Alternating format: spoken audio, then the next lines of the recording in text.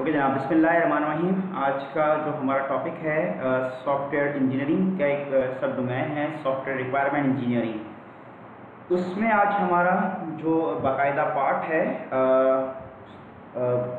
Kinds of software requirements, यानी जब requirement gather करते हैं सॉफ्टवेयर रिक्वायरमेंट इंजीनियरिंग के अंदर, तो उसके कुछ स्टेप्स होते हैं और उस स्टेप्स में सबसे पहले फंक्शनल रिक्वायरमेंट आता है, दूसरा नॉन फंक्शनल रिक्वायरमेंट आता है, तीसरा डोमेन रिक्वायरमेंट्स आते हैं और फिर उसके बाद डिज़ाइनिंग एंड इम्प्लीमेंटेशन कंस्ट्रेंट के अंदर हम बात करते हैं। तो सबसे पहले हमारा जो टॉपिक है आज का जो इस वीडियो के अंदर हम डिस्कस करेंगे, हमारी इस जो वीडियो है 4 टॉपिक पे मुश्तमिल होगी। इसमें सबसे पहला टॉपिक है हमारा फंक्शनल रिक्वायरमेंट्स। सवाल यह है कि फंक्शनल रिक्वायरमेंट क्या चीज़ है। फंक्शनल रिक्वायरमेंट जब कोई क्लाइंट आपके पास आता है और अपनी प्रॉब्लम को आपके सामने रखता है कि मुझे मैनुअल वर्क चल रहा था या फिर कोई भी ऐसी बात, तो उस सूरत में वो आपसे कुछ फंक्शनैलिटी के बारे में भी डिस्कस करता है कि आपने पहले आइडेंटिफाई करना होता है कि उसकी प्रॉब्लम क्या है, उसका सोल्यूशन अगर सॉफ्टवेयर है तो सॉफ्टवेयर में आप ये आइडेंटिफाई करने की कोशिश करते हैं कि उस पर कौन कौन सी फंक्शनैलिटी को ऐड किया जाए जिसकी वजह से उसका गोल अचीव हो सके। जब क्लाइंट आपके पास आता है तो बहुत सारी ब्लर बातें करता है, तो उस सूरत में बीइंग अ टेक्निकल पर्सन आपने गोल अचीव करना होता है, गोल पे फोकस करना होता है और गोल को आइडेंटिफाई सबसे पहले करना होता है। जब गोल आइडेंटिफाई होता है तो उस बुनियाद को रखते हुए आप डिफरेंट फंक्शनैलिटी को ऐड करते हैं। तो बेसिकली अगर फंक्शनल रिक्वायरमेंट के हवाले से अगर हम बात करें तो वो फंक्शन उस सिस्टम का होता है, कंपोनेंट्स होते हैं जिसके थ्रू आपका गोल अचीव होता है, यानी आपका प्रोजेक्ट जो कि कस्टमर की रिक्वायरमेंट है। फंक्शंस में अगर फंक्शंस की डेफिनेशन हम समझें तो फंक्शन बेसिकली होता है क्या है कि कोई भी आप जो इंटरफेस बना रहे हैं उसमें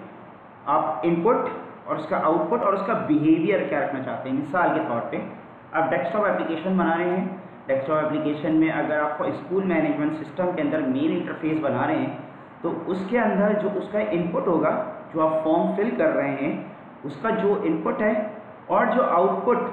यानी आपके डेटाबेस में आपका जो आपका रिकॉर्ड इंसर्ट होगा और उसका बिहेवियर मायने उसका पूरा प्रोसेस,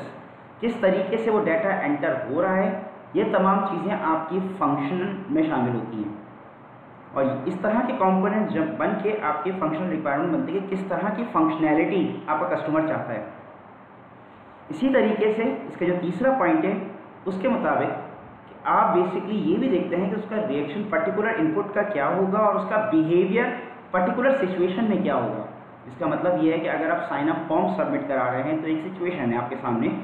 उस वक्त जब सबमिट करेंगे तो उसका नेक्स्ट पेज क्या आएगा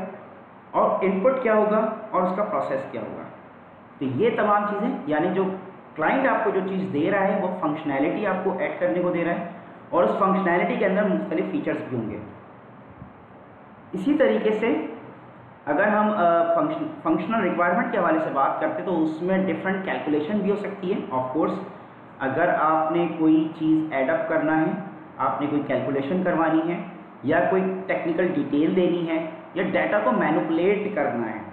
और उसको प्रोसेस करना है, ये सब चीज़ें जो कि आपको उस फंक्शनैलिटी में उसको कंप्लीट करने में मदद करे, फंक्शनल रिक्वायरमेंट कहलाई जाती है। यानी ऐसी फंक्शनल रिक्वायरमेंट उस चीज़ को कहते हैं कि जिसमें आप एक फंक्शन को ऐड करें जिसमें डाटा को आप उसकी कैलकुलेशन करवाएं, उस पर टेक्निकल डिटेल्स और उसकी मैनिपुलेशन और उसका प्रोसेस कोई स्पेसिफिक कोई इसकी फंक्शनैलिटी को रखते हुए आप उस टास्क को कंप्लीट करें, उस पेज के आप सबमिशन चीज़ को कंप्लीट करें, ये फंक्शनल रिक्वायरमेंट कहलाई जाती है। उसको एक और पर्सपेक्टिव से देखने की कोशिश की है। और इसका दूसरा पॉइंट जो आपके सामने है कि फंक्शनल रिक्वायरमेंट एक्सप्रेस करता है कि आपका जो क्लाइंट है वो ये कहता है कि सिस्टम मस्ट डू और इसके आगे जो इसकी रिक्वायरमेंट है ये आपके फंक्शनल रिक्वायरमेंट में शामिल है। फंक्शनल रिक्वायरमेंट में एक और पर्सपेक्टिव से यहाँ पर देखा गया कि फंक्शनल रिक्वायरमेंट में आप प्लान करते हैं कि किस तरह से आप यानी किसी भी फंक्शनल रिक्वायरमेंट की, यानी मिसाल के तौर पे आप एक सिस्टम डिज़ाइन करते हैं पूरा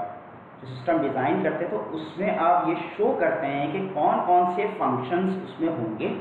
और उसको किस तरह से उसकी इम्प्लीमेंटेशन होगी और उसके बाद वो टास्क नेक्स्ट स्टेप पे वो कैसे जाएगा। और उसी तरीके से जो आपका एप्लीकेशन का आर्किटेक्चर डिज़ाइन होता है उसमें भी आपकी ये रिक्वायरमेंट मौजूद होती है। अगर आप फॉर एग्ज़ाम्पल अगर आप ये चाहते हैं कि एबनॉर्मल कोई फॉर एग्ज़ाम्पल आपने पेज बना और उस पर कोई चीज़ आप सबमिट करा रहे हैं और वो सबमिट नहीं हो पा रही और उसके बिहाफ पे कोई एरर जनरेट हो रहा है जिसको हम एक्सेप्शन हैंडलिंग भी कहते हैं, तो उसकी भी पूरी बातें जो आप डॉक्यूमेंटेड करेंगे वो सारी फंक्शनल रिक्वायरमेंट के अंदर होगी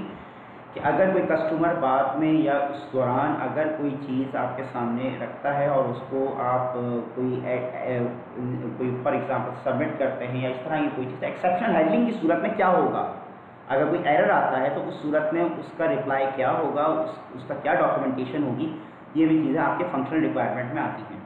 इसके अलावा कस्टमर जो कि फोकस्ड करता है आपके फंक्शनल रिक्वायरमेंट क्या, जिसमें कस्टमर और डेवलपर के दरमियान जो डिस्कशन होती है, क्योंकि कस्टमर आप डिफरेंट फंक्शनैलिटी अपने डेवलपर को देता है और दोनों की जो फोकस होता है यानी इन अपर एंड पे वो बेसिकली फंक्शनल रिक्वायरमेंट पे ही होती है। यानी अगर कोई प्रोडक्ट बनवा रहा है तो कस्टमर अपने डेवलपर से ये बात कहेगा कि मुझे for example different functionality add करके दें, तो उसकी क्या फीचर्स होंगी उसको भी बाद में डिस्कस किया जाता है। तो पहले लेकिन अपर एंड पे रहते हुए उसमें जो फंक्शनैलिटी ऐड करेगा वो तमाम के तमाम कस्टमर अपनी रिक्वायरमेंट डेवलपर को देता है, जो कि फंक्शनल रिक्वायरमेंट कहलाई जाती है। अब हमारा जो अगला टॉपिक होगा इंशाल्लाह वो नॉन फंक्शनल रिक्वायरमेंट होगा, जिसका कंसर्न डायरेक्टली होता है आपके फंक्शनल रिक्वायरमेंट से, जिसको हम नेक्स्ट में डिस्कस करेंगे। अगर कोई सवाल हो तो मुझसे फ्री क्वेश्चन कर सकते हैं। टेक केयर, अल्लाह हाफ़िज़।